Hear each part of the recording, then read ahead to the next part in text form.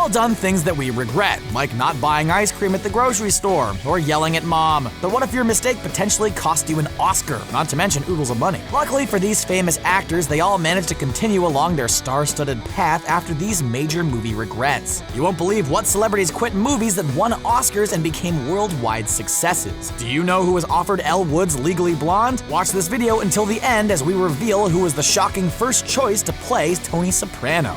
Are you new to watching Screen Rant? Welcome! Hit the subscribe button below for all your top entertainment information and give us a like for all the actors we love. You either follow my rules or follow my rules. Capiche? Thank you.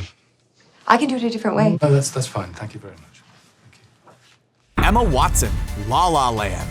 La La Land was the smash musical hit in 2016 by director Damien Chazelle. Chazelle had previously won an Oscar for Whiplash and was the director to work with, so it's no wonder the film ended up starring two A-list stars and winning numerous awards, including 6 Oscars. Prior to Emma Stone and Ryan Gosling were cast, Emma Watson was supposed to embody the role. Watson and Miles Teller were originally slated to star in the Hollywood set Romance. Watson says of the situation, names get attached to projects as a way to build anticipation before anything is really actually agreed. It's unfortunate as Stone did go on to win an Oscar for her portrayal as Mia, but thankfully the Harry Potter star has many films to fall back on.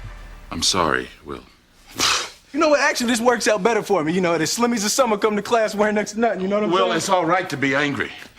Hey, why should I be mad? Will Smith, The Matrix. The Fresh Prince of Bel-Air wasn't feeling too hot after turning down this epic science fiction role. Will Smith was offered the iconic role of Neo in The Matrix, but at the time didn't see the intrigue. The film went on to win 4 Oscars and haunts Smith. Smith told Wired in 2004 that he didn't see the concept in the pitch. After watching Keanu Reeves' performance, though, Smith admitted that he wouldn't have been able to do the role justice. Jada Smith, Will's wife, went on to star in the sequels alongside Reeves. Sounds like no hurt feelings on this one. All's fair in Hollywood and more. Isn't that how the saying goes? I have nothing to confess. No one is without sin. There must be something.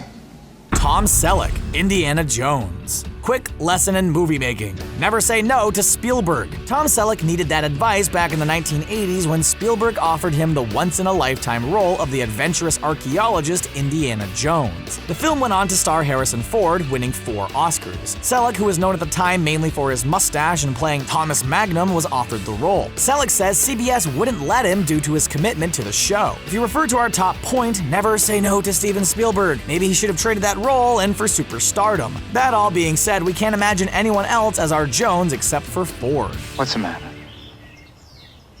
What's bothering you? I'll handle it. I told you I can handle it. I'll handle it.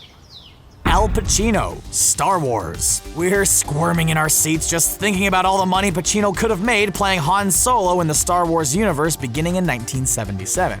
Not that he needs it. Pacino has had the career of the century for an actor, so it's no surprise he was also offered to play the title role as a young man in the earliest installment of George Lucas's brilliant creation. Harrison Ford ended up playing the role. Ford seems to be snagging up parts everywhere. In an interview with Pacino in 2013, he said this about playing Han: "It was mine for the taking, but I didn't understand the script. Once again, we couldn't imagine any better actor to bring Han Solo to life. Can you imagine the films with Pacino? We wonder who else was up for the major iconic decades-spanning role." So before you come back here with another lame-ass offer, I want you to think real hard about what your spine is worth, Mr. Walker. Julia Roberts, Shakespeare in Love. Time to get mushy, everyone. We're talking about the star-crossed lovers, but not Romeo and Juliet, Shakespeare himself. In 1998, director John Madden made the 7-time Oscar-winning film Shakespeare in Love. Hindsight is key on this one, as Julia Roberts initially turned down the role of Shakespeare's muse in the film, Viola. Gwyneth Paltrow went on to bring the beauty to life, and as a result, she won her first Oscar, and in 2018, her only Oscar. But don't worry, Roberts got her Oscar too, a few years later with Roberts' incredible portrayal of Aaron Brockovich in the film by the same name. Now it's a race to see who wins their second Oscar. Place your guesses in the comments below. But the next time you see an officer of the army, you'll be able to recognize his rank. And he won't get pissed off and accidentally hurt you. Sean Connery, Lord of the Rings. Peter Jackson brought our favorite fantasy books to life in the early 2000s. The trilogy epic was a large casting process, and amongst the actors who were offered roles was the famous Scot Sean Connery. Connery was put up for the role of Gandalf. Tolkien's beardy wizard finally was brought to life by Sir Ian McKellen due to Connery's confusion of the part. Connery said to Huffington Post, "I never understood it. I read the book, I read the script, I saw the movie, I still didn't understand it." Connery turned the role down. He continued by saying, "Ian McKellen, I believe, is marvelous in it." We couldn't agree more. Connery, you shall not pass into Middle-earth. Thanks for stopping by. Stay classy, I'm Ron Burgundy. Thanks for stopping by. Stay classy. Ron Burgundy. Christina Applegate, Legally Blonde. Elle Woods isn't a real person.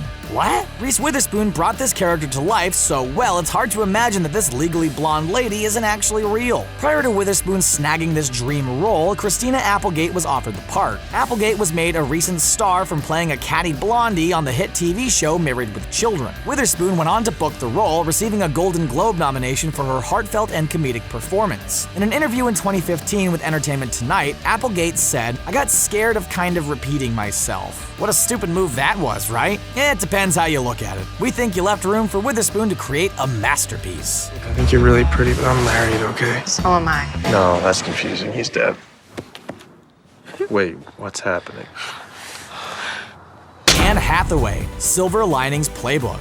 David O. Russell cast the Oscar-nominated Anne Hathaway in Silver Linings Playbook in 2012 before any word of J-Law hit the scenes. The producer of the film said in an interview with Howard Stern that Hathaway left because of creative differences with O. Russell. The team then went on to secure 22-year-old Jennifer Lawrence at the time. Apparently, it drove O. Russell insane that he couldn't have Hathaway because that was who he imagined in the role. However, the new young starlet Lawrence took over and exceeded his expectations. She went on to win an Oscar for her performance as Tiffany and make her director proud. As for Hathaway, we're not quite sure if she regrets the choice, but that same year she took home an Oscar for Les Mis, so everyone's happy. Here, hide this. Are you all right? Are you all right? Yeah. Huh? Yeah. Ray Liotta, The Sopranos. Creator David Chase made an all-time American classic out of the uber-hit HBO series The Sopranos, the show that ultimately changed TV forever. Actors would fight tooth and nail for a role on that series, but Ray Liotta didn't see what it could be. After doing Scorsese's Goodfellas, Liotta was the top choice for Tony Soprano. However, he turned it down as he wanted to focus on his film career. The show went on to garner over 400 wins and nominations, including 5 Golden Globes. Not to rub it in his face, but missing out on this one just plain sucks. The show lasted 6 seasons, and every actor on that series, including the insanely talented James Gandolfini, who ended up portraying Tony impeccably, became worldwide respected actors. Sorry, Ray, but remember, regret is a negative emotion. Yes? What is it? I'm terribly sorry to bother you, but I forgot the key to my front door, so I had to ring your bell. I feel so silly. Marilyn Monroe, Breakfast at Tiffany's. Truman Capote's novella became an iconic film masterpiece that will be watched for decades to come. Breakfast at Tiffany's is undeniably a classic from 1961, which won Audrey Hepburn her worldwide fame and a Golden Globe nomination. So, who originally was offered the role but blonde-haired Hollywood icon Marilyn Monroe? Monroe may just be the movie star of the century, but she turned down playing Holly Golightly because the bombshell was warned that playing her may appear bad for her image. Director Blake Edwards was meticulous about casting, so we wonder how he took the no from Monroe. We also wonder how Monroe felt about the success of the film. Unfortunately, for now we'll only be able to see her on the silver screen. Hey, Tiffany. This is Pat. You look nice. Thank you. How'd Tommy die? Cheers to our icons. Which role shocked you the most? Are there any parts you feel would have been played better by the actors who actually turned them down? Let us know in the comments section below. Remember to subscribe to Screen Rant for more great videos just like this. And thanks for watching, and see you next time.